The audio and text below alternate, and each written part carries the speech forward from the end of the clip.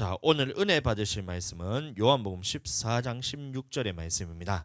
자, 이 교재를 보시면 이제 쭉 나옵니다. 네 번째 성령 침례에 관한 말씀인데, 자, 성령 침례 그 보면 성령 세례라 돼 있잖아요. 세례란 것은 여러분들 로마 가톨릭의 전제입니다.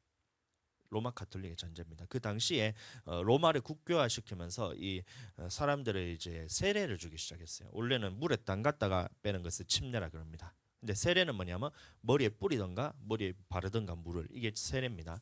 근데 이거를 로마 가톨릭에서 국교화를 시키면서 모든 전국에 있는 모든 사람들을 다 기독교인으로 만들기 위해서 침례를 줘야 되는데, 그렇게 하니까 너무 힘드니까 사람들이 그것을 약식으로 하기 시작했는 게 세례입니다. 그러니까 물에 안 담갔다 빼고 물을 뿌림으로써 세례를 준다, 이렇게 하는 거예요. 그게 이어졌는 게 지금 기독교 문화로 넘어왔습니다.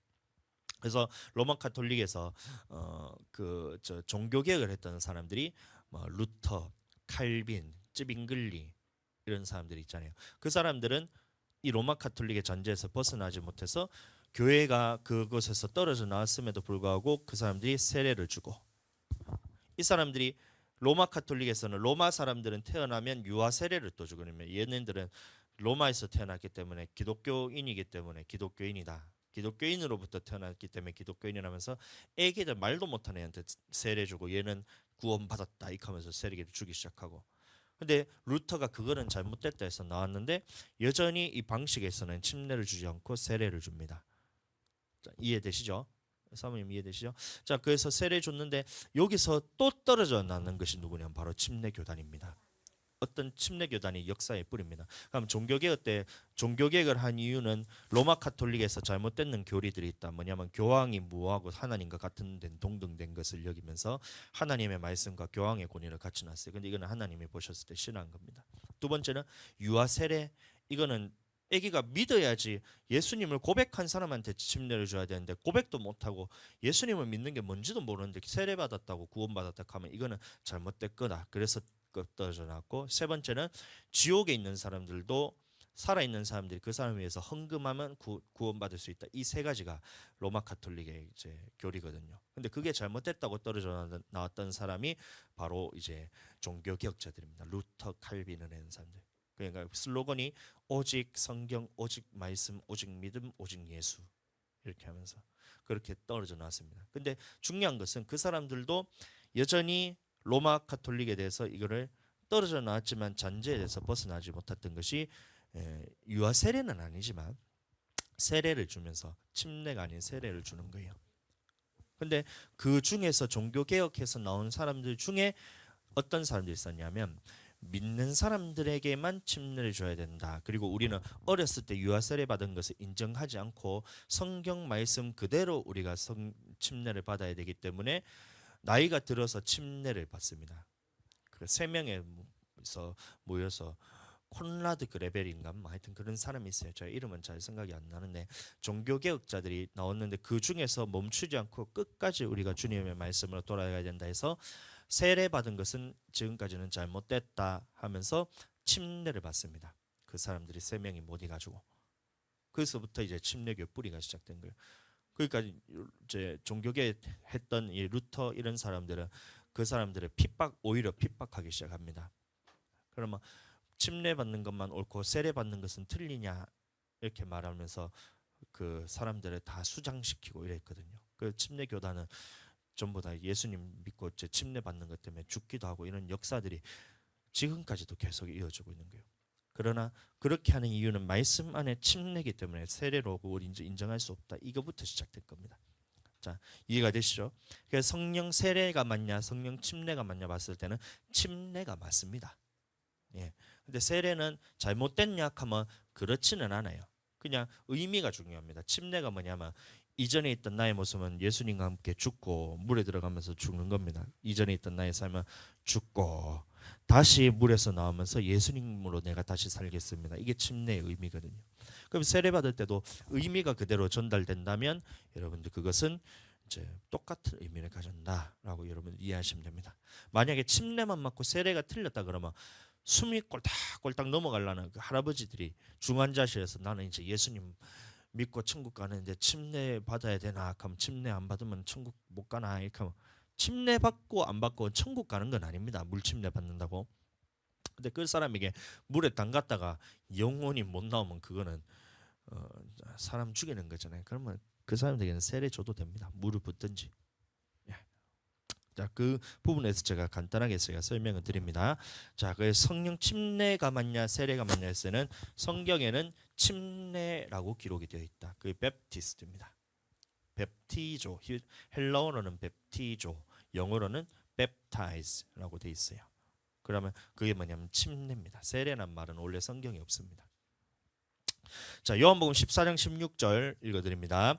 내가 아버지께 구하겠으니 그가 또 다른 보혜사를 너에게 주사 영원토록 너희 함께 있게 하시리니. 아멘. 자, 예수님이 십자가에 죽으시고 부활하셔서 승천하신 이후에 하나님은 성령을 보내주셔서 우리와 함께 있게 하셨습니다. 그러므로 지금은 성령께서 우리를 돕고 계시며 우리는 성령을 통해서 하나님께서 나와 함께 하신 것을 느낄 수가 있습니다. 아멘. 여러분들 하나님이 지금 여러분과 함께하는 것을 느끼세요? 얼마나 생생하게 느끼세요? 자, 그것은 내가 기도를 얼마나 하느냐, 성령과 하나가 되어서 기도가 하느냐 하지 않느냐에 따라서 하나님이 나와 함께 하시는 것 같기도 하고 하나님이 나와 함께 하지 않는 것 같기도 하고 이거는 계속해서 왔다 갔다 하지만 여러분들 항상 성령 충만하면 주님 앞에 항상 하나님이 나와 함께 한다는 것을 느낄 수가 있는 겁니다. 바로 성령을 통해서. 아멘. 근데 오늘날 많은 교회에서는 성령에 대해서 가르치지 않아요. 그러니까 교회는 와서 예수님 믿는 것까지는 잘하는데 성령에 대해서 전혀 모르기 때문에 교회는 나가는데 하나님을 만나지를 못합니다.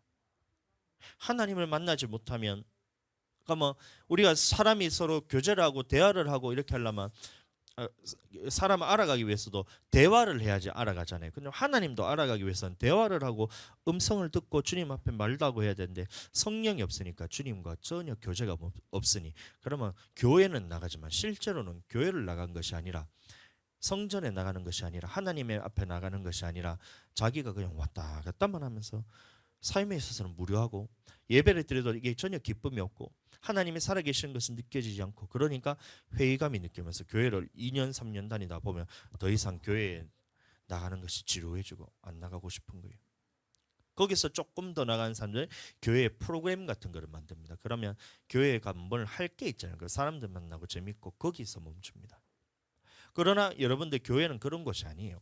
하나님의 말씀이 선포되고 내 영혼이 살아나는 것이고 하나님과 교제하고 하나님과 대화하고 기도하고 주님으로부터 말씀을 듣고 이것이 바로 교회입니다. 그래서 우리 교회는 하나님의 말씀이 선포되고 오자마자 제일 먼저 하는 것이 뭐냐면 성령 받는 것부터 제가 시작하라는 거예요. 그러니까 성령 있는 사람들은 하나님의 삶에서 경험이 되기 때문에 살아계심이 경험이 되기 때문에 하나님의 말씀이 들리기 시작한다는 겁니다. 아멘. 이게 바로 성령입니다. 하나님은 성령을 우리의 보혜사로 보내주셨습니다. 아멘. 성령은 우리가 약속받은 보혜사입니다. 예수님이 죽으시기 전 또 다른 보혜사를 보내어 주실 것을 약속하셨습니다. 요한복음 14장 16절 우리 같이 한번 읽어보겠습니다. 시작. 내가 아버지께 구하겠으니 그가 또 다른 보혜사를 너희에게 주사 영원토록 너희와 함께 있게 하시리니. 아멘. 자, 보혜사란 헬라어로 파라클레토스라고 말이 쓰여집니다. 그럼 이는 어떤 의미를 갖고 있냐면 곁에 서서 격려하고 도우는 자, 변호사 이런 의미로 쓰입니다. 요한복음 16장 7절 말씀 읽어드립니다. 그러나 내가 너에게 실상을 말하노니 내가 떠나가는 것이 너에게 유익이라. 내가 떠나가지 아니하면 보혜사가 너에게로 오시지 아니할 것이요 가면 내가 그를 너에게로 보내리니. 아멘. 예수님이 이 땅에 오셔서 함께하는 것만큼 여러분들 기쁜 것이 있을까요? 지금 여러분들 신앙생활 하는데 옆에서 예수님이 오셔서 나를 팔짱 끼고 다니면서 평생을 나와 함께 다니면서 말씀 주시고 기도하고 함께 돌아다니고 같이 먹고 얼마나 좋아요 예수님이. 근데 이 말씀 보시면 내가 너희에게 실상을 말하노니 내가 떠나가는 것이 너희에게 유익이다 라고 말하고 있어요. 그럼 예수님이 함께하는 것보다 더 유익된 것이 뭐라고요? 성령을 보내주는 것. 이게 더 유익하다는 겁니다. 아멘. 얼마나 유익하냐? 예수님이 떠나가셔야 할 만큼 유익한 것이 성령을 보내주신 겁니다. 그러면 우리는 예수님을 믿는 사람들은 반드시 성령을 받아야 된다는 거죠. 그만큼 중요하다는 겁니다. 예수님께서 이 땅을 떠나 하나님께로 가셔야만 보혜사를 우리에게 보내어 주실 수 있다는 의미입니다. 그렇다면 예수님께서 우리에게 보내주시겠다고 약속하신 보혜사는 누구를 말할까요? 자, 요한복음 14장 26절 말씀. 자, 같이 한 목소리로 읽어보겠습니다. 시작. 보혜사 곧 아버지께서 내 이름으로 보내시 성령, 그가 너에게 모든 것을 가르치시고 내가 너에게 말한 모든 것을 생각나게 하리라. 그럼 이 보혜사가 바로 누구를 말하는 거예요? 성령을 의미합니다. 아멘. 하나님께서 예수 그리스도의 이름으로 보내신 성령, 바로 그분이 보혜사입니다. 예수님께서 이 땅에 계시는 동안에는 예수님이 우리에게 보혜사가 되어 주셨지만 예수님께서 승천하신 이후부터는 성령께서 우리에게 보혜사가 되어 주셔서 우리를 격려하고 도우십니다. 아멘. 그래서 예수님은 죽으시기 전뿐만 아니라 부활하신 후에도 가장 먼저 제자들에게 나타나셔서 성령을 받으라 라고 말씀하십니다. 요한복음 20장 22절 말씀. 자, 같이 읽어보겠습니다. 시작. 이 말씀을 하시고 저희를 향하사 숨을 내쉬며 가라사대 성령을 받으라. 뭐라고요? 성령을 받으라. 예수님이 부활하셔서 제자들에게 나타나셔서 얼마나 할 말이 많았겠어요. 니들이 십자가에 있을 때 나를 배신하고 다 떠나갔지 나쁜 놈들아. 그럴 수 있잖아요. 내가 너희에게 성령 받을 때까지 기도하라 했어 안 했어? 이렇게 예수님이 다그칠 수도 있었을 거 아니에요. 근데 예수님이 제자들에게 나타나셔서 가장 먼저 했던 말씀이 바로 숨을 내쉬며 가라사대 성령을 받으라 라고 말씀한 겁니다. 그 말은 가장 중요한 것이 바로 성령을 받는 일이다.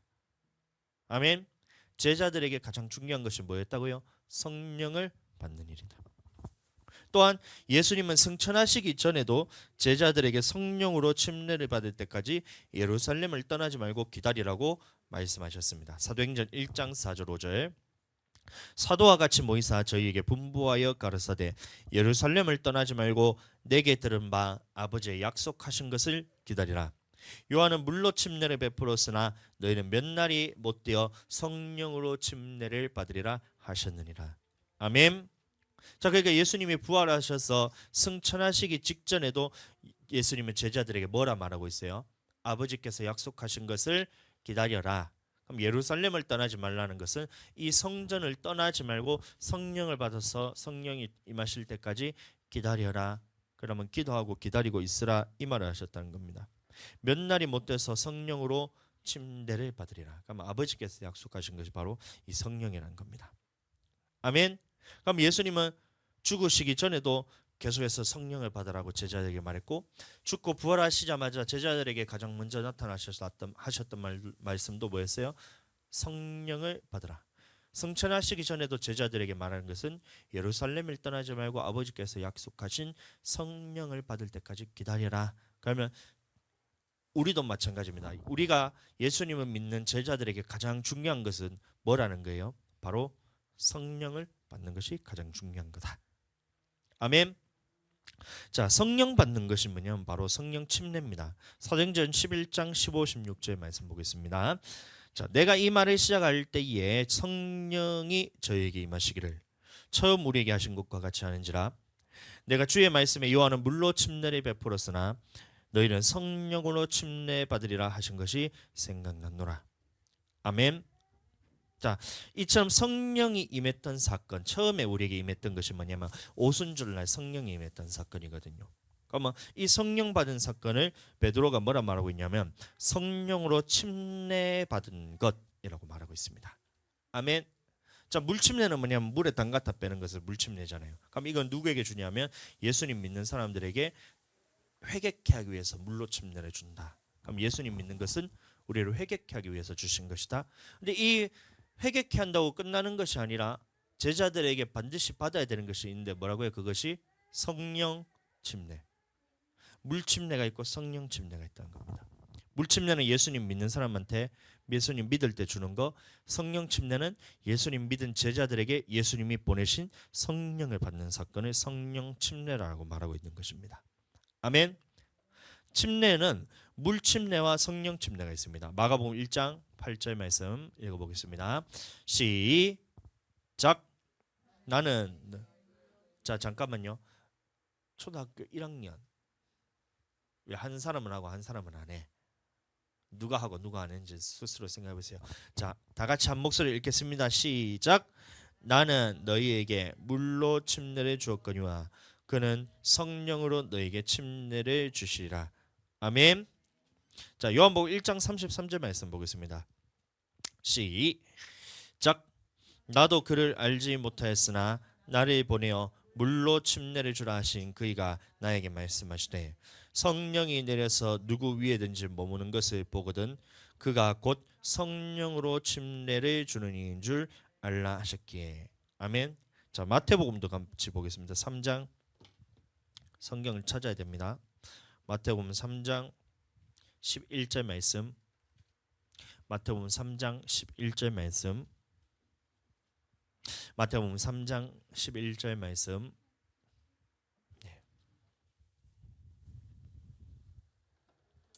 중요하기 때문에 이 말씀을 읽고 넘어갑니다.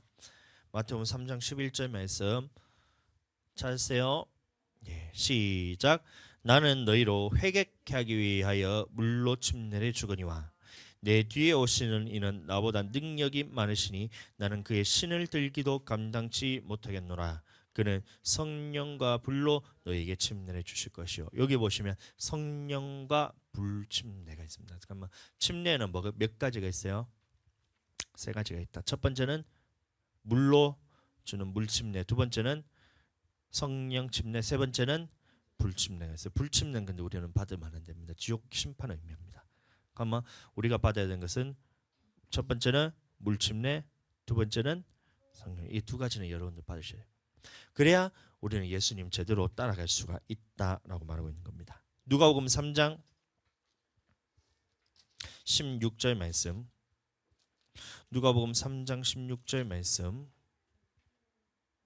누가복음 3장 16절 말씀 같은 말씀입니다. 찾았어요?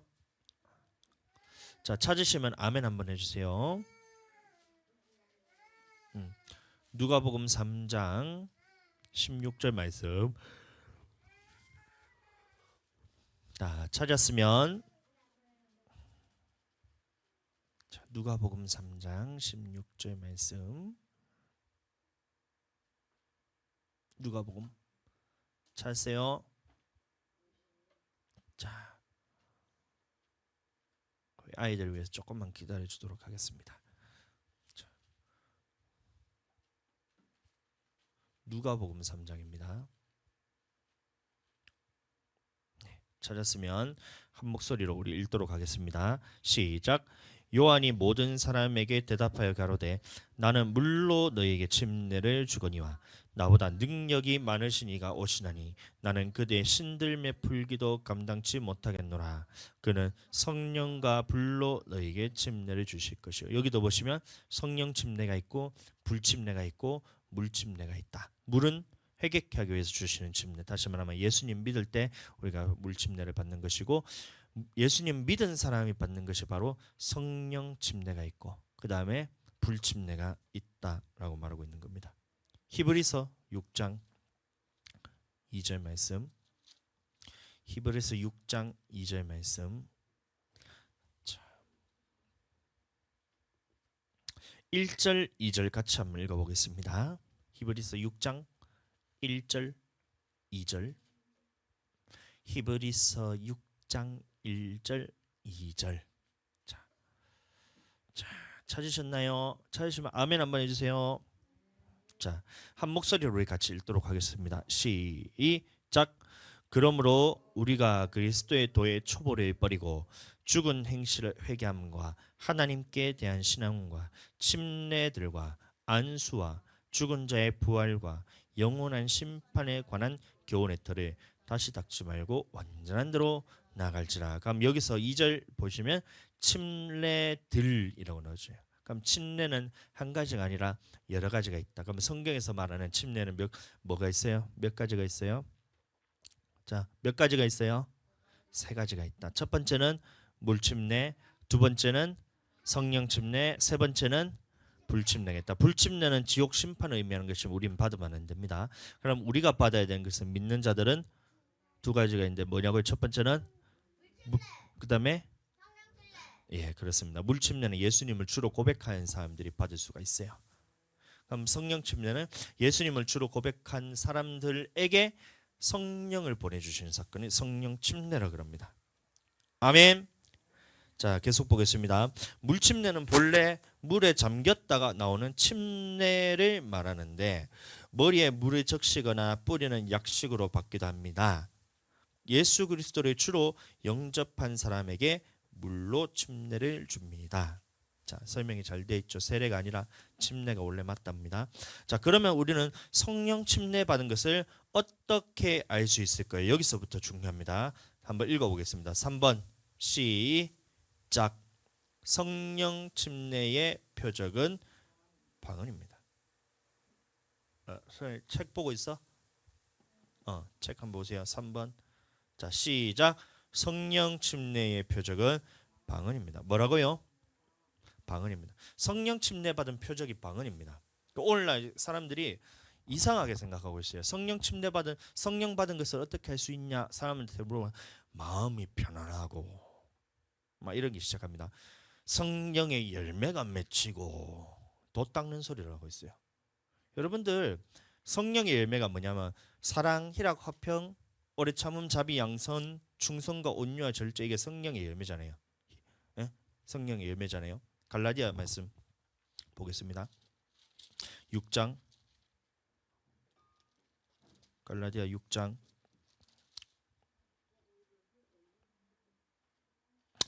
19절부터 보겠습니다. 육체의 일은 현저하니 곧 음행과 더러운 것과 호색과 우상 숭배와 술수와 원수 맺는 것과 분쟁과 시기와 분냄과 당짓는 것과 불리함과 이단과 투기와 술 취함과 방탕함과 또 그와 같은 것들이라. 전에 너희에게 경계한 것 같이 경계하노니 이런 일을 하는 자들은 하나님의 나라를 유업으로 받지 못할 것이요 육체에 속한 자들은 하나님의 나라의 유업을 절대로 받을 수가 없습니다. 22절 오직 성령의 열매는 사랑과 희락과 화평과 오래 참음과 자비와 양선과 충성과 온유와 절제니 이 같은 것을 금지할 법이 없느니라. 그럼 이 말씀을 보시면 여러분들 성령의 열매가 사랑, 희락, 화평, 오래 참음, 자비, 양선, 충성, 온유, 절제 이 9가지 열매잖아요. 근데 생각을 해보시란 거예요. 이거는 성령이 없을 때도 여러분들이 있는 사람이 있어요? 없어요? 이거 성령 있어야지만 가능한 거예요? 성령 없어도 가능한 거예요? 없어도 가능한 겁니다. 저는 얼마나 이게 양선이 풍부한 사람, 양선이 뭐냐면 다른 사람에게 나누어 주기를 좋아하는 것을 양선이라는 겁니다. 그럼 저는 어렸을부터 얼마나 양선이 풍성했냐면 제가 과자를 한 봉다리 사잖아요. 그러면 내가 로아 많을 때, 로아가 아니고 하늘이 많을 때 제가 과자를 한 봉다리 사면 동네들 제가 다 불렀어요. 왜냐하면 혼자 먹는 게 맛있으니까 나는 남들한테 나눠줘야 되겠다는 생각을 먼저 하거든요. 어려서부터 그랬어요. 그러니까 과자를 한 봉다리 사면 나는 요만큼 먹을 만큼 먹고 맛을 보면 애들한테 다 나눠줬어요. 내가 그러면 아기 때부터 성령 충만한 사람이에요. 그때는 예수님도 안 믿었는데. 뭔 말인지 알겠어요? 성령 충만은 이 성령 침례는 이게 아니란 거예요. 성령의 열매로 이 성령의 열매가 맺히는 것은 성령 받으면 나타나는 열매가 나타나는 것은 맞지만 이런 열매가 나타난다고 성령 받았다는 증거냐라고 물어보면 그게 아니다 라고 말한 겁니다. 아멘. 오래 참는 거 여러분들 교회 성도들이 오래 참아요. 절에 다니는 스님들이 오래 참아요. 걔네들은 108배 하자. 여러분들 108배 하락하면 여러분들 죽을 맛이잖아요. 절을 엎드려서 이렇게 일어섰다가 엎드렸다 이거 108번을 해야 된다는 거예요. 여러분들 10번만 하면 아이고 죽겠네 하면서 막 성질내고 그러잖아요. 그럼 걔네들이 오래 참아요? 우리가 오래 참아요? 걔네들이 훨씬 더 오래 참잖아요. 그러면 걔네들이 성령 충만한 거예요? 성령 침례 받은 거예요? 아니잖아요. 그러니까 다시 말하면 성령 침례 받은 증거는 이런 열매나 내 마음의 평안이나 이런 것으로 우리가 성령 침례 받았나 안 받았나 증거를 알 수가 없다는 겁니다. 성령 침례의 표적은 그게 아니란 거예요. 그런데 오늘날 많은 교회에서 그것을 성령 침례 받은 표적이라고 가르치니까 실제로 예수님 믿는 사람들이 성령 받은 성도들이 없어요. 거의 10개 중에 8개, 9개는 성령에 대해서 가르치지 않습니다. 그 중에 한두 교회는 성령을 받아도 되고 안 받아도 된다 그래요. 근데 우리 교회처럼 성령을 무조건 받아야 된다, 성령 받아야 천국 갈 수 있다, 성령 받는 표적이 방언이다라고 이렇게 가르치는 교회는 100교회 중에 한두 교회밖에 없어요. 뭐 여러분들 얼마나 성경적인 교회인지 한번 생각해 보세요. 근데 이거 여러분들 제대로 듣지 않으면 딴 교회 다니는 사람들하고 얘기하다가 여러분들 미혹돼서 그쪽으로 떠나갑니다. 마귀한테 미혹된 줄도 모르고. 그러니 여러분들 성령 침례의 표적은 방언이라는 것을 성경을 통해서 여러분들 반드시 말씀에서 잘 알아야 됩니다. 아멘. 그래서 제가 이게 중요하다 얘기하는 거예요. 중요하다. 성령 침례의 표적이 뭐냐? 성령의 열매가 성령 침례의 표적이 아니다. 성령 받았다고 여러분들 마음이 평안하고 막 그렇게 된다고 그게 성령 침례 받은 표적이 아니다. 성경에서 말하는 성령 침례의 표적은 바로 방언이다 라고 제가 여러분들에게 말씀을 드린 겁니다. 사도행전 2장 33절 말씀 보겠습니다. 사도행전 2장 33절. 자, 찾았나요? 사도행전 2장 33절 시작. 하나님이 오른손으로 예수를 높이심에 그가 약속하신 성령을 아버지께 받아서 너희 보고 듣는 이것을 부어주셨느니라. 여러분들 성령은 눈에 보여요 안 보여요? 성령이 눈에 보여요? 수진이 성령이 눈에 보여? 성령님이 눈에 보여? 안 보여요. 왜냐하면 성령님은 영이기 때문에 눈으로 볼 수 있는 존재가 아닙니다. 민정이 마음이 눈에 보여요? 마음은 볼 수 있는 게 아니죠. 그것과 마찬가지라는 겁니다. 성령은 눈으로 볼 수 있는 존재가 아닙니다. 근데 말씀을 보시니까 2장 33절 너희 보고 듣는 이것을 부어주셨느냐. 그럼 보고 들었다는 게 있다는 거예요. 그렇죠? 서연이 뭔 말인지 알겠어? 성령은 눈에 보이지 않지만 성령이 임할 때 나타나는 현상을 보면 여러분들 성령 받았는지 안 받았는지를 알 수가 있다. 바람이 부는 거 여러분 눈에 보여요 안 보여요? 바람이 부는 거. 바람은 눈에 보여요? 바람은 눈에 안 보이잖아요. 바람이 눈에 보인다는 사람은 병원 가봐야 됩니다. 바람은 눈에 안 보이지만 바람이 부는 걸 어떻게 알 수 있어요? 차가운 것이 막 스치기도 하고 밖에 보면 나무가 막 흔들리기도 하고 나뭇이파리 막 날라다니기도 하고 이런 거 보면 바람이 있다는 것을 우리가 알 수 있듯이 성령이 임한 사람도 바람이 임한 것과 똑같습니다. 그러면 이 성령이 임했을 때 나타나는 현상을 보고 이 사람이 성령 침례 받았나 안 받았나를 알 수가 있다는 거예요. 그러면 여기서 뭐 보고 듣는 것이 있다 했고 사도행전 2장 14절 말씀 보겠습니다. 시작. 저희가 다 성령의 충만함을 받고 성령의 말하게 하심을 따라 다른 방언으로 말하기를 시작하니라. 아멘. 그래서 이게 듣는 것은 뭐냐면 방언으로 말하는 것을 보고 성령 받았다는 표적을 알 수가 있다라고 말하는 겁니다. 아멘. 2장 11절 말씀 보겠습니다. 사도행전 2장 11절.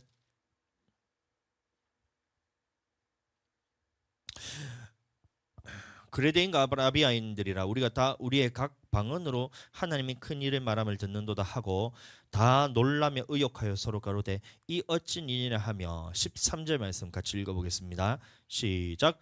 또 어떤 이들은 조롱하여 가로되 저희가 새 술이 취하였다더라. 그럼 이게 뭐냐면 보는 현상입니다.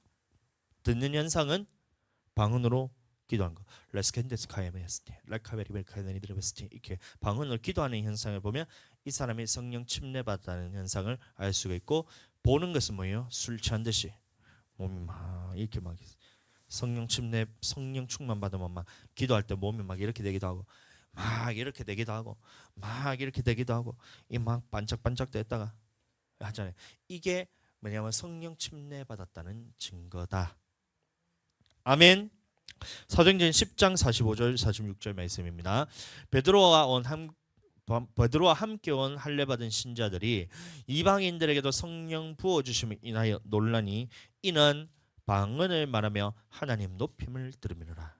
자, 그러면 성령 받았을 때 나타나는 표적이 뭐라고 나와 있어요? 저기에 방언을 말하며. 아멘. 11장 15절 말씀.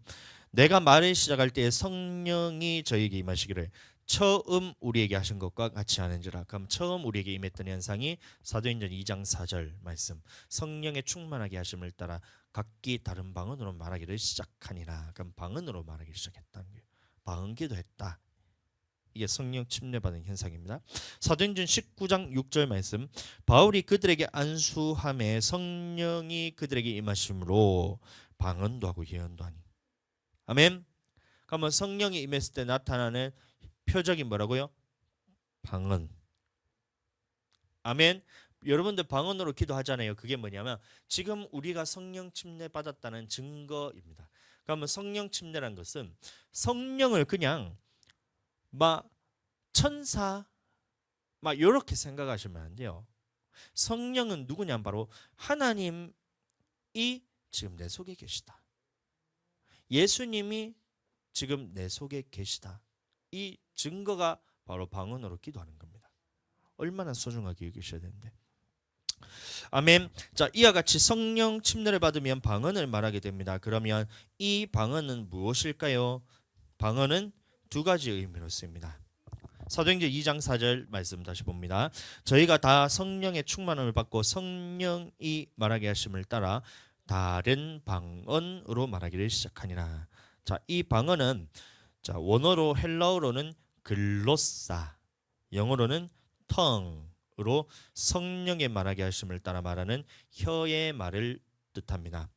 이는 사람에게 하지 않고 하나님께 영으로 비밀을 말하는 것이므로 알아듣는 자가 없다 그랬어요. 그러면 여러분들 방언할 때 레스켄데스가 하면 여러분 뭔 말인지 알아들으세요?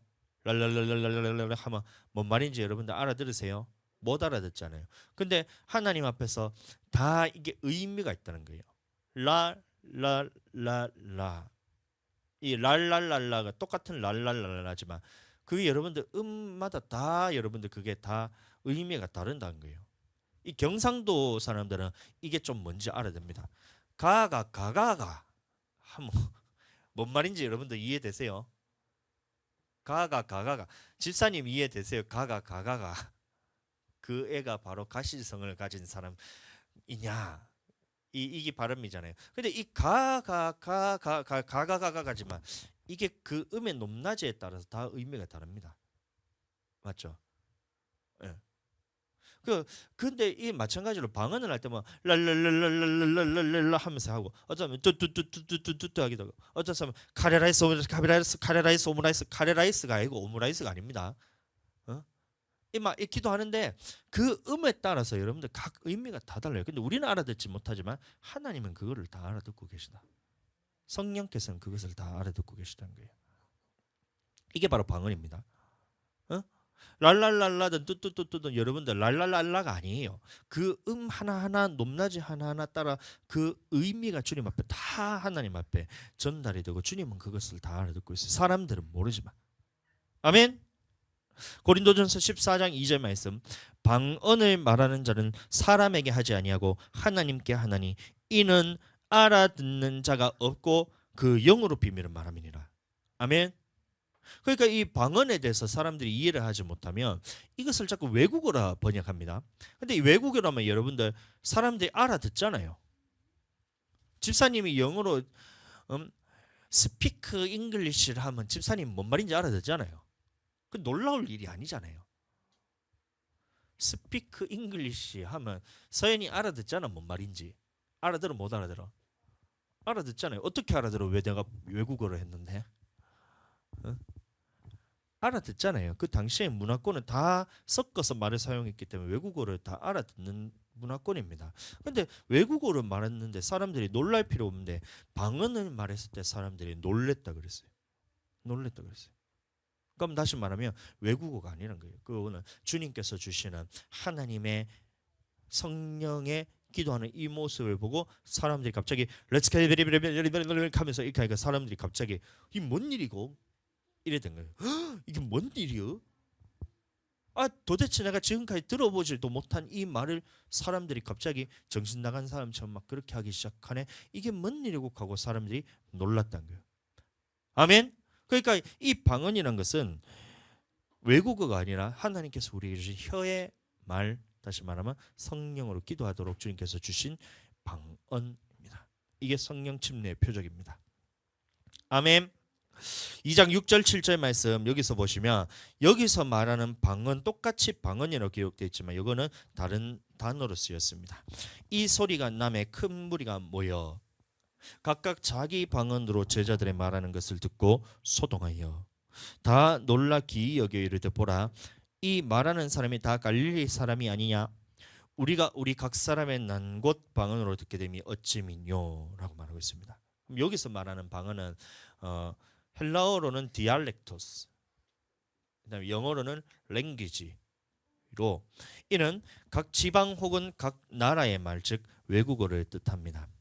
그러면 사도행전 2장의 사건은 어떤 사건이냐면 사도들이 다 모여서 제자들이 모여서 기도를 하는데 성령이 임하니까 어떤 일이 일어났냐면 각기 다 전부 다 방언으로 기도하기 시작했다는 거예요. 자, 우리 다 같이 주여 한번 부르고 방언으로 기도하기 시작합니다. 시작. 안 하세요 왜 빨리 시작.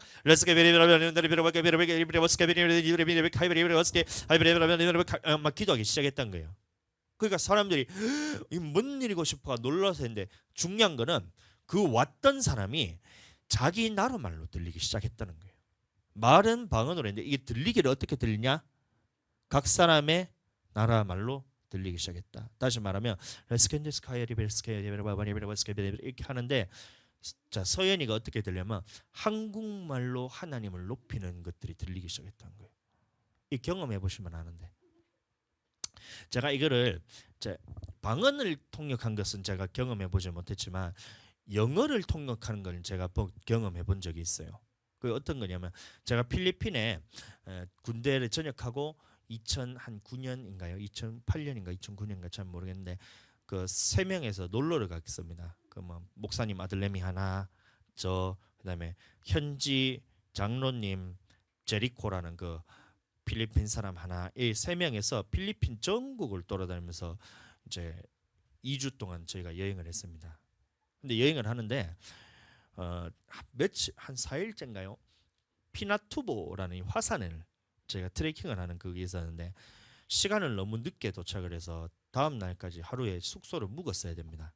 근데 중요한 거는 전부 다 외국인이고 그런데 3명에서 밥을 딱 먹고 이렇게 팔짱 끼고 이렇게 앉아 있는데 갑자기 옆에서 외국인이 오더니만 미국 사람인 것 같은데 저한테 오더니만 옆에 외국인 저 필리핀 사람 나누고 저한테 묻는 거예요. 뭐라고 물었냐면 내일 트레킹 갈 건데 몇 시에 차가 출발하노? 이거를 저한테 물은 겁니다.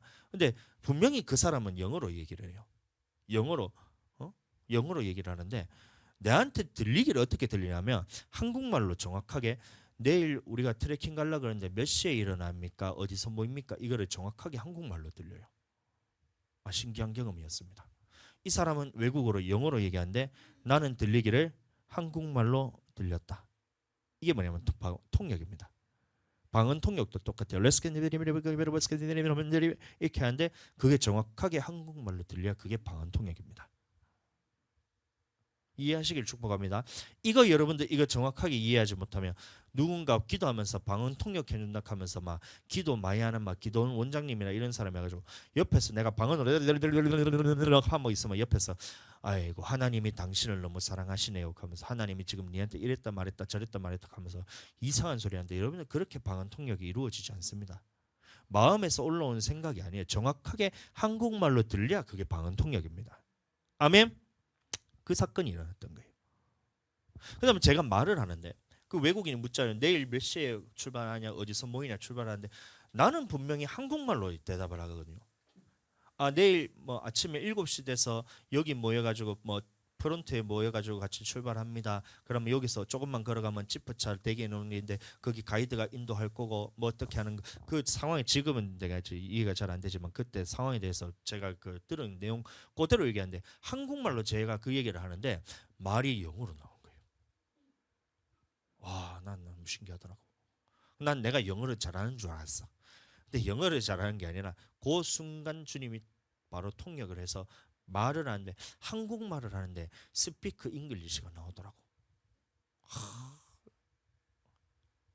근데 그 역사가 실제로 일어납니다. 지금도 언어가 통하지 않는 나라에 가보면 여러분들 그 일들이 지금도 비일비재하게 일어나요. 다시 말하면 하나님의 역사는 가짜가 아니라 실제 사건이다. 이걸 경험해 본 사람은 그걸 알 수가 있다. 근데 경험하지 못한 사람은 이게 사람의 생각을 덧붙이니까 하나님의 말씀이 혼잡하게 되면서 방언통역한다면서 사람이 옆에서 막 자기 마음에 올라오는 생각을 하나님이 이래 말했다 저래 말했다면서 성경에도 없는 말을 해서 하면서 그렇게 사람들의 영혼을 갈취해 가잖아요. 아멘.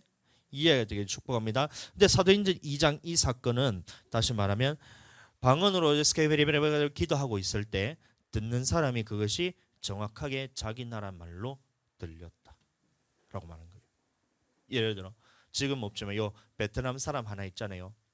그다음에 서현이는 한국 사람이고 저기 우리 다나카상 저 떠들고 있는 다나카상 이따가 5대 맞을 준비하라 하고 저 다나카상 여 신짜오상 니카무라상 하고 요 있잖아요. 뭐 하여튼 외국인들이 다 있어요. 근데 중요한 거는 방언을 얻기도 한데 서현이는 한국말로 들리고 요 소위 임원 소위 외숙모는 베트남 말로 들리고 여기 신짜오는 중국말로 들리고 저기 있는 니카무라는 일본말로 들리고 말은 한 사람이 하는데 듣는 사람은 자기 나라 말로 다 들렸던 거예요. 이게 지금 그 사건이라는 겁니다. 그 사람들이 놀라서 이게 어찌 된 일이냐? 와, 이 사람들은 갈릴리 사람 아니냐? 근데 우리가 각 사람의 난곳 방언으로 낳는 우리나라 말로 들리는 게 이게 어떻게 된 일이냐 하면서 사람들이 깜짝 놀란 거예요. 깜짝 놀랐던 거예요. 아멘. 자, 이와 같이 방언에는 두 가지 의미로 사용되고 있다는 겁니다. 첫 번째는 글로서, 다시 말하면 혀의 언어로서 우리가 방언으로 기도하는 것이 있고, 두 번째는 디알렉토스, 랭귀지로 외국어가 있다. 성경에는 두 가지 의미로 사용되고 있습니다. 자, 그러면 우리는 성령 침례의 표적인 방언을 어떻게 사용해야 할까요? 방언을 여러분들 사용하라는 거예요. 자, 지방방송 끄세요. 아가들, 김하늘, 너 어머니한테 가서 몽둥이 들고 5대 때려달라 그래. 하나님의 말씀 듣는 시간입니다. 부모님 말씀 안 들어도 여러분들 세대 맞잖아요. 하나님 말씀 안 들을 때는 5대인데 안 들어가. 지금 6대로 늘었지. 하늘이 오늘 7대로 늘 수도 있다. 잘못하면 똑바로 들어. 예배 시간에 하나님의 말씀을 똑바로 안 듣는 거는 주님을 만홀히 여기는 거예요. 그거는 무시하는 겁니다. 무시하는 거. 하나님 무시하지 마세요. 자, 그래서 목사님이 예배 시간에 떠드는 거 목사님이 손바닥 때리는 겁니다. 알겠지? 자, 방언의 올바른 사용, 방언 말하는 것을 금해서는 안 됩니다. 고린도전서 14장 39절 말씀. 자, 자, 앞에 보시고 시작. 그런즉 내 형제들아 예언하기를 사모하며 방언 말하기를 금하지 말라. 자, 이 말씀을 잘 보시면 교회에서 방언하지 마 이런 교회는 요새 잘 없습니다. 옛날에는 방언하면 이단이라 그러면서 방언 말하는 것을 금하는 교회가 있었는데 오늘날에는 방언 말하는 교회가 금하는 교회가 잘 없어요. 대신에 어떻게 얘기하냐면 해도 되고 안 해도 된다 라고 말합니다. 근데 이거는 방언은 금하는 것 똑같아요. 해도 되고 안 해도 된다 하면 100% 안 합니다. 그래서 교회가 처음에는 방언으로 하는 사람이 있고 아는 사람이 섞여서 하다가 안 하는 사람들이 하는 사람을 핍박하거든요. 그럼 뭐 교회에서 사람들이 말하는 것이 전부 다 뭐냐면 방언 그렇게 시끄럽다 그러고 남들한테 피해 준다 그러고 교회에서 방언하지 말라 그러고 이렇게 성도들끼리 서로 싸우면 목회자들이 어떻게 하면 해라고 해야 되는데 금하지 말아야 되는데 그것을 하지 못하도록 교회에서 그렇게 하는 교회가 얼마나 많은지 몰라요. 얼마 전에 어떤 목사님이 설교를 하는데 그 얘기를 하는데 제가 깜짝 놀랐습니다. 교회에서 방언하는데 사람들이 시끄럽다 해가지고 금요일에만 방언으로 기도하고 주일날하고는 방언을 하지 말라고 했다고. 그렇게 성경적으로 볼 때는 틀린 겁니다. 방언으로 기도해야 돼요. 너도 나도 기도해야 되고 애기들도 기도해야 되고 어른들도 다 방언으로 기도해야 됩니다. 그래야 성령 충만함을 받고 하나님께서 원하시는 대로 살 수가 있기 때문에 방언 금하면 내 육신으로 이 모든 말씀들을 다 지켜야 되잖아요.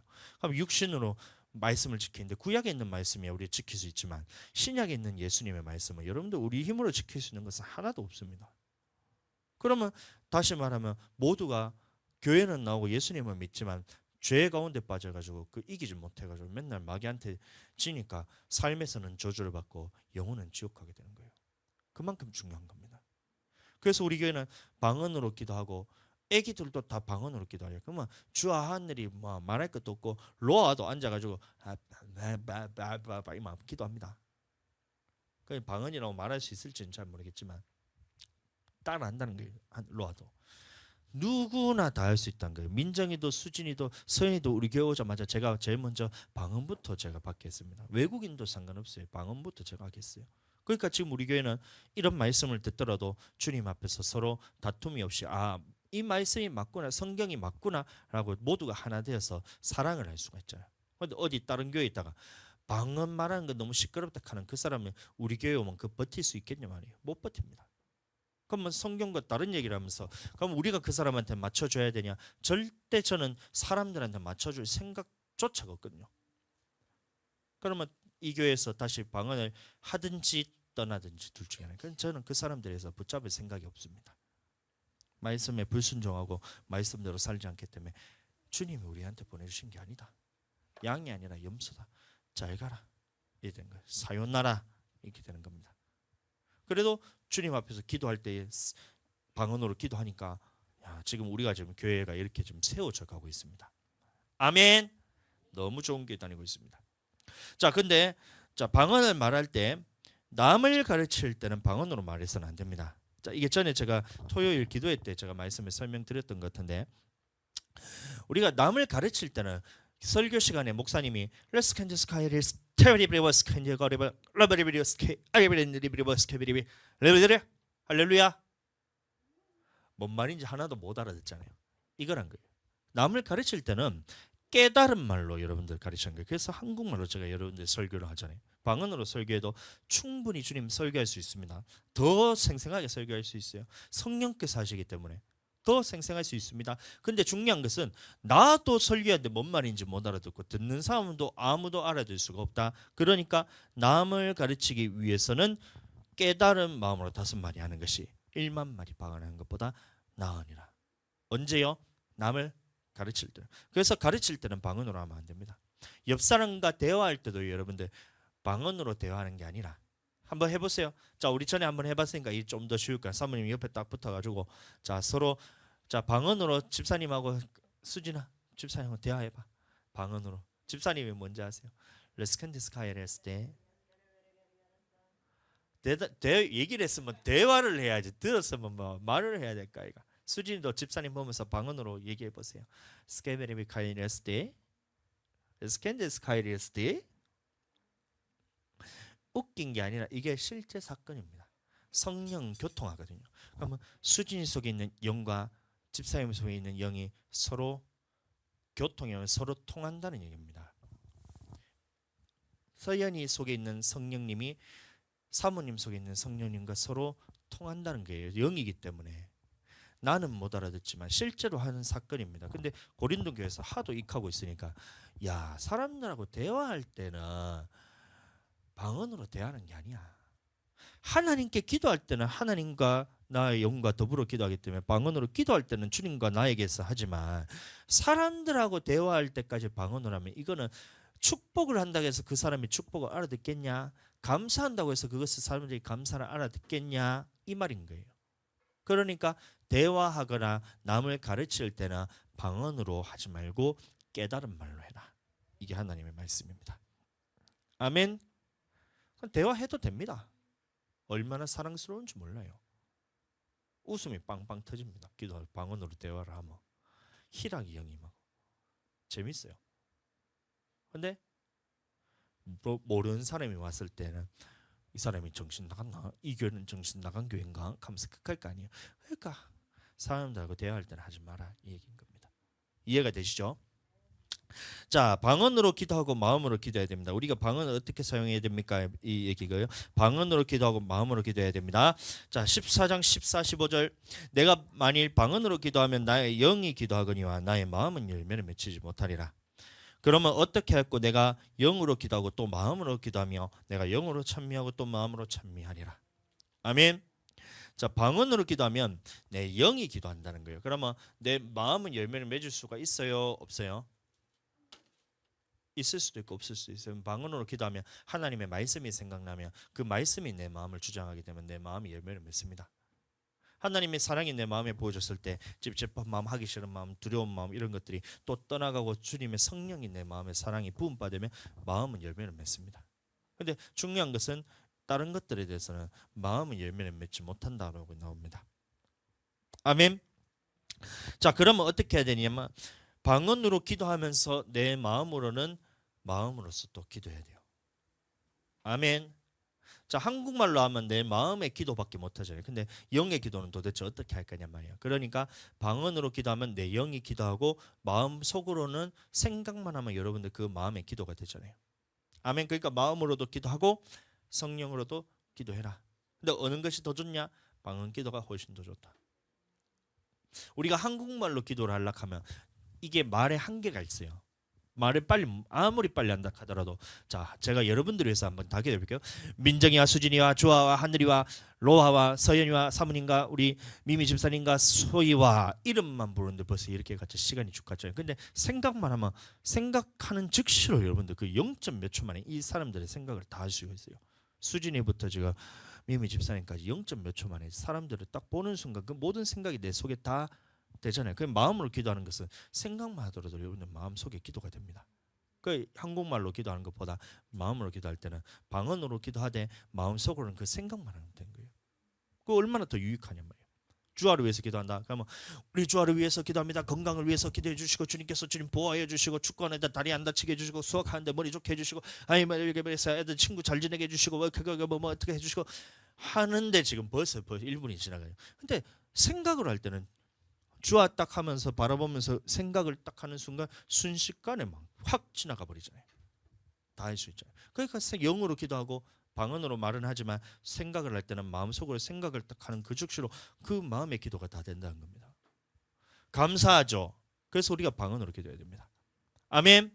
자, 방언으로 또 기도하고 마음으로 기도해야 되는데 여기서 마음으로 기도는 내 마음대로 기도하는 뜻이 아니라 하나님의 말씀대로 생각하면서 주님의 말씀 안에서 기도하라 이겁니다. 마음으로 기도하는 거는. 들은 말씀을 생각하면서 기억하면서 오늘 같은 경우에는 성령 침례에 대해서 내가 주님 앞에 말씀을 들었으니 이게 내가 되게 해달라고 성령 침례에 대해서 깨닫는 마음 주님 주시옵소서 생각을 하면서 그 생각을 했을 때 이게 마음의 기도가 됩니다. 아멘.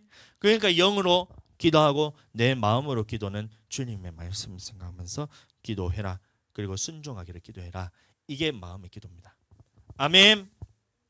자, 성령은 누구나 받을 수 있으며 성령을 받으면 많은 유익이 있습니다. 그럼 여기서 말하는 유익이 있다는 것은 받아도 되고 안 받아도 된다가 아니라 어떤 유익이냐면 천국 갈 수 있는 유익을 의미하는 거예요. 천국 가냐 지옥 가냐 문제인 거예요.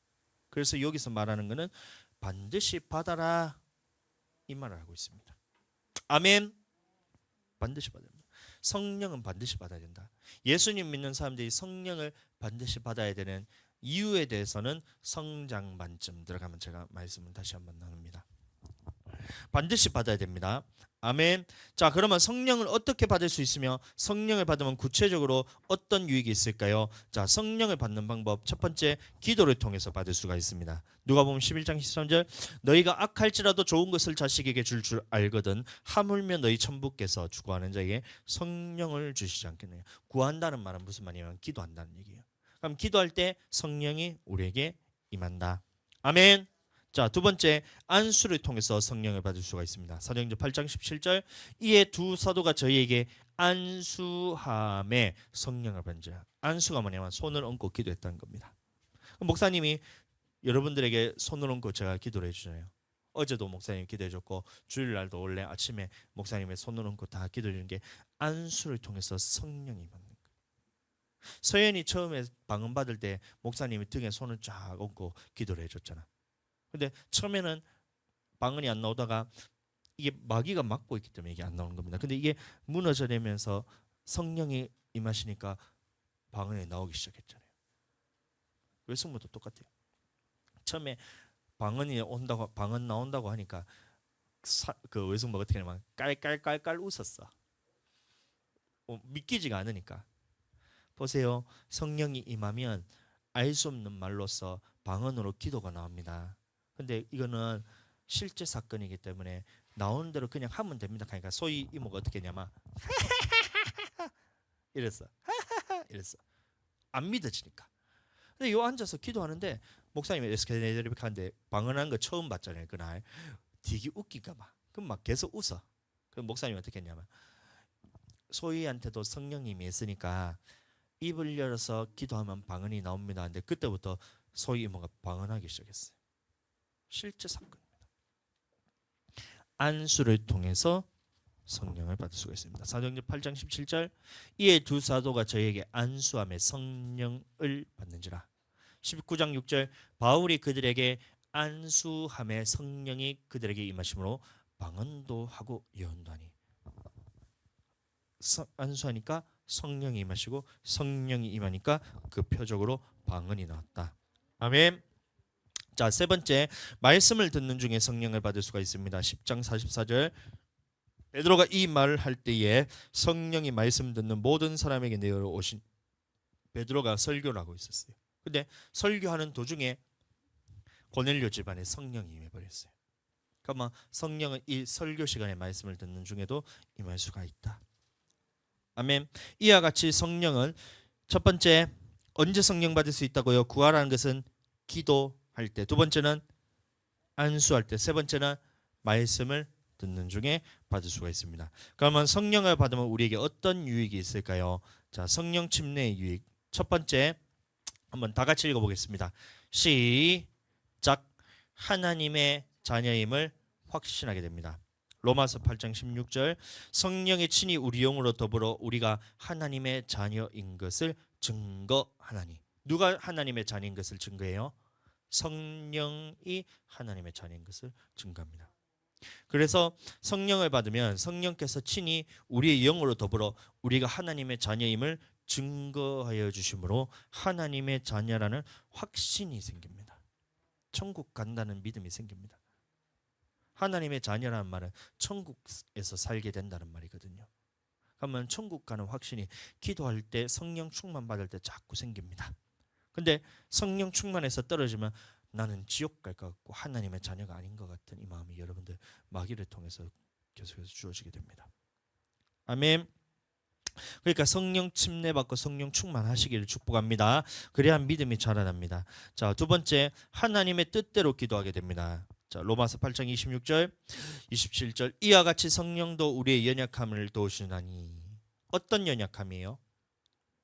우리가 마땅히 빌 바를 알지 못하는 이 연약함입니다. 우리는 기도를 뭘 해야 될지는 알지는 못한다는 거예요. 아멘. 사도들이 기도합니다. 이 하도 이제 핍박을 받으니까 사도들이 기도하기를 우리의 위협함을 하감하여 주시고 하나님의 말씀을 담대히 전하게 하여 달라고 사도들을 위해서 기도해 달라고 부탁을 합니다. 근데 그게 이루어졌어요. 우리의 위협함을 하감을 줄여달라고 주님 앞에서 그렇게 기도하고 온 성도들이 다 같이 기도했는데 사도들이 어떻게 되냐면 12명 다 주님 앞에서 다 순교당하잖아요. 그럼 그 기도는 하나님의 기도가 아니다. 우리가 이와 같이 하나님의 뜻대로 기도하는 것 같지만 그건 하나님의 기도가 아니었다는 거예요. 알지는 못하기 때문에 그런 거예요. 그러면 예수님과 같이 죽음 가운데서도 주님을 증거할 수 있게 해달라 이 기도를 하면 그게 주님의 뜻이었잖아요. 이와 같이 우리는 마땅히 기도할 바를 알지 못하는 이 연약함을 성령께서 도와주신다는 겁니다. 아멘. 오직 성령이 말할 수 없는 탄식으로 우리를 위하여 친히 간구하시느니라. 마음을 감찰하시는 이가 성령의 생각을 하시느니 이는 성령이 하나님의. 자, 다시 성령이 누구의 뜻대로요? 다 누구의 뜻대로요? 하나님의 뜻대로 성도를 위하여 간구하신다. 그래서 방언 기도가 유익하다는 거예요. 나는 기도를 뭘 해야 될지 모르지만 방언으로 기도하면 성령께서 말할 수 없는 탄식으로 우리를 위하여 친히 간구해 주시기 때문에 하나님의 뜻대로 기도할 수 있습니다. 아멘. 자, 세 번째, 마음의 기쁨과 평강을 얻게 됩니다. 요한복음 7장 38, 39절 시작. 나를 믿는 자는 성경의 이름과 같이 그 배에서 생수의 강이 흘러나리라 하시니 이는 그를 믿는 자의 받을 성령을 가리켜 말씀하신 것이라. 예수께서 아직 영광을 받지 아니하신 고로 성령이 아직 저에게 계시지 아니하더라. 아멘. 이와 같이 성령이 임했을 때 우리 가운데는 생수의 강이 흘러나는 것은 기쁨과 평강이, 다시 말하면 예배를 통해서 주님 한 분만으로 만족할 수 있는 만족함이 이 성령을 통해서 주어진다는 겁니다. 아멘. 네 번째, 시작. 말씀을 깨닫게 될 뿐만 아니라 순종하게 됩니다. 말씀을 깨닫는 거 누가 해주는 거예요? 성령이 해주는 거예요. 그러면 성령이 없으면 말씀이 깨달아져요? 안 깨달아져요? 안 깨달아진다. 그럼 순종을 누가 하게 하시는 거예요? 성령. 그러면 성령이 없으면 순종할 수 없다. 자, 이게 하나의 말씀입니다. 요한복음 14장 26절 보혜사 곧 아버지께서 내 이름으로 보내실 성령 그가 너희에게 모든 것을 가르치시고 내가 너희에게 말한 모든 것을 생각나게 하시리라. 그러면 말씀을 생각나게 하시는 분이 바로 보혜사 성령님이시다. 자, 그러나 진리의 성령이 오시면 너희를 모든 진리 가운데로 인도하시리니. 그러면 인도한다는 것은 말씀대로 순종할 수 있는 삶을 의미합니다. 그거 누가 하게 한다는 거예요? 진리의 성령이 오시면 진리 가운데로 인도함을 받는다. 다시 말하면 순종할 힘을 성령을 통해서 주신다. 아멘. 자, 5번 어떤 고난의 길도 따라가게 됩니다. 요한복음 13장 36절 37절 시몬 베드로가 가로되 주여 어디로 가시나이까? 예수께서 대답하시되 나의 가는 곳에 네가 지금은 따라올 수 없으나 후에는 따라오리라. 그럼 지금이란 말은 성령 받기 전에 베드로입니다. 후에는 성령 받은 후에는 베드로가 예수님을 따라갈 수가 있다. 베드로가 가로되 주여 내가 지금은 어찌하여 따를 수 없나이까? 주를 위하여 내 목숨을 버리겠습니다. 베드로가 이렇게 고백합니다. 나는 죽어도 예수님을 따라서 살겠습니다 했는데 예수님은 말하기를 지금 너는 안 된다. 근데 후에는 따라올 수 있다. 근데 그 이유는 뭐예요? 성령이 없기 때문에 지금은 네가 따라올 수가 없다. 그러나 성령이 임하면 어떤 고난이라도 따라갈 수 있는 믿음으로 자라게 됩니다. 아멘. 자, 이처럼 성령을 받고 방언으로 기도하면 우리의 신앙에 많은 유익이 있습니다. 그런데 성령을 받으면 핍박받을 수 있습니다. 자, 핍박받을 수도 있습니다지만 실제로는 핍박을 받게 됩니다.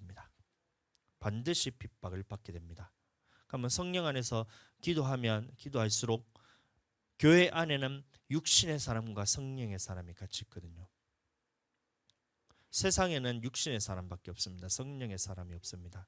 그러면 세상 사람들은 우리와 단절되어 있기 때문에 세상 사람들이 나를 핍박하지 않습니다. 근데 예수님을 믿는 사람들 중에서 육신에 속한 사람이 있어요. 예수님을 믿는 사람들 중에서 성령에 속한 사람이 있습니다. 그러면 성경대로라면 성령 침례받고 성령 충만함을 받으면 교회 안에 있는 육신의 사람들로부터 반드시 핍박을 받게 되어 있다. 아멘. 요한복음 16장 1절 내가 이것을 너희에게 이르면 너희로 실족치 않게 하려니니 사람이 너희를 추리할 뿐 아니라 때가 이르면 너희를 죽이는 자가 생각하기를 이것이 하나님의 섬기는 예라 하리라.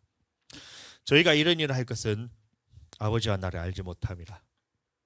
자, 이게 무슨 말이냐면 사람들이 예수님 믿는 사람들이 성령 받고 방언기도 하고 주님 말씀대로 순종하며 살려 하는 사람들을 핍박하면서 하나님을 섬기는 것은 예수님 믿음으로 천국 가는 거지 어떻게 하나님의 말씀대로 순종해야 천국 가냐라고 율법주의자라고 여러분들 핍박하게 된다는 거예요. 그럼 방언으로 기도하면 하나님 앞에 성령 예수님 믿을 때 다 받은 거지 무슨 성령을 받으라냐 방언으로 기도하면 이런 은사주의자들이라고 여러분들을 핍박하게 된다는 거예요. 그러나 그거는 성경에 있는 말이 아닙니다. 율법주의자, 은사주의자 이거는 성경에 없는 말이에요. 율법을 지키는 것이 하나님의 말씀이고 성령을 받으라는 것이 하나님의 말씀입니다. 하나님의 말씀 중심입니다. 근데 안 믿는 사람들이 아니라 예수님을 믿는 사람들 중에서 말씀대로 순종하기 싫어하는 사람은 말씀을 순종하려는 우리들을 보며 율법주의자로 핍박하고, 성령에 대해서 모르고 무식하고 알지 못하는 사람들은 성령 침례받고 성령 충만받은 우리들을 보고 이단이라 그러면서 은사주의라면서 우리를 핍박하게 된다. 반드시 그렇게 핍박하게 되어 있다라는 것이 하나님의 말씀이에요. 그 갈라디아 5장 말씀 보시면 저 누구냐?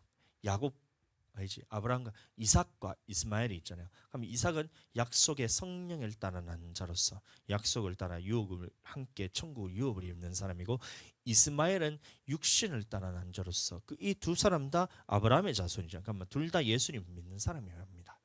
근데 그 중에서 육신을 따라 난 자가 있고 성령을 따라 난 자가 있는데, 육신을 따라 난 자가 성령을 따라 난 자를 핍박한 것과 같이 이제도 그러하리다 라고 말하거든요.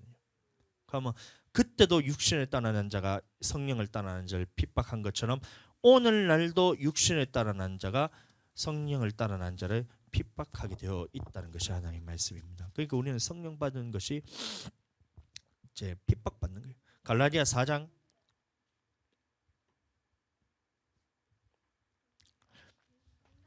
22절, 4장 22절, 기록된 바 아브라함이 두 아들이 있으니, 아브라함의 아들이라는 것은 믿음의 자손이란 겁니다. 두 아들이 있는데 하나는 계집종에게서 하나는 자유하는 여자에게서 났다 하였으니, 계집종에게서는 누구를 따라 났어요? 약속을 따라 났다. 자유하는 여자에게서는 계집종에게서는 육체를 따라 났고, 자유하는 여자에게서는 약속으로 말미암았느니라. 이것은 비유니 이 여자들은 두 언약입니다. 그럼 오늘날도 우리에게 이루어진다는 말이에요. 하나는 시내산으로부터 종을 낳은 자니 곧 하가라. 이 하가는 아라비아에 있는 시내산으로 지금 있는 예루살렘과 같은 데니 저가 그 자녀들로 더불어 종노릇하고, 오직 우리 위에 있는 예루살렘은 자유자니 곧 우리의 어머니라. 이 사라입니다. 사라를 통해서 태어난 자.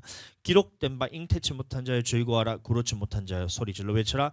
이는 홀로 사는 자의 자녀가 남편 있는 자의 자녀보다 많음이라 했으니, 형제들아 너희는 이삭과 같이 약속의 자녀라.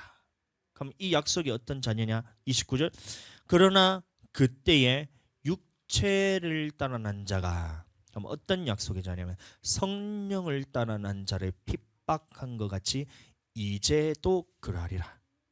아멘. 그러면 이제도 그러하다는 말은 그 아브라함 시대 믿음의 자손들이 둘이가 생길 때부터 육신의 자녀가 있고 성령의 자녀가 있다는 것이고, 예수님 시대에도 육신의 자녀가 있고 성령의 자녀가 있다는 것이고, 오늘날에도 교회 안에 예수님 믿는 사람 안에 육신을 따라 난 자가 있고 성령을 따라 난 자가 있다. 아멘. 그런데 이 교회 안에서 누가 누구를 핍박한다고요? 육신의 자녀가 성령의 자녀를 핍박하게 되어 있다. 그러니까 우리는 성령 받으면 핍박받을 수밖에 없다. 그러나 이 핍박 끝에는 천국입니다. 육신에 따라 난 자. 30절, 그러나 성경이 무엇을 말하느냐? 계집종과 그 아들은 내어 쫓으라. 계집종의 아들이 자유하는 자의 여자의 아들로 더불어 유업을 얻지 못하리라 하였느니라. 그러니까 육신을 따라 난 자가 교회 안에 있는데, 교회 안에서 육신을 따라 난 자라면 성령 받지 않은 자입니다. 이거 유다서까지 다 제가 말씀을 선포해야 되지만 제가 참겠습니다. 그 아들을 내어 쫓으라라고 말하고 있어요. 그러면 교회 안에서 신앙생활 실컷 잘하다가 주님 앞에 다시 섰을 때 하나님이 말씀하시기를, 내가 아브라함의 자손인데요, 내가 예수님 믿는 사람이잖아요, 내가 주님 앞에 신앙생활 했잖아요 했는데 하나님이 말씀하시기를 뭐냐면 너는 육신에 따라서 신앙생활을 했기 때문에 내어 쫓으라는 거예요. 그리고 핍박받았던 성령을 따라 난 사람들은 함께 유업을 얻게 된다. 이 하나님의 말씀입니다. 아멘. 핍박받는 것을 여러분들 감사로 기쁨으로 여기시게 되어 축복합니다.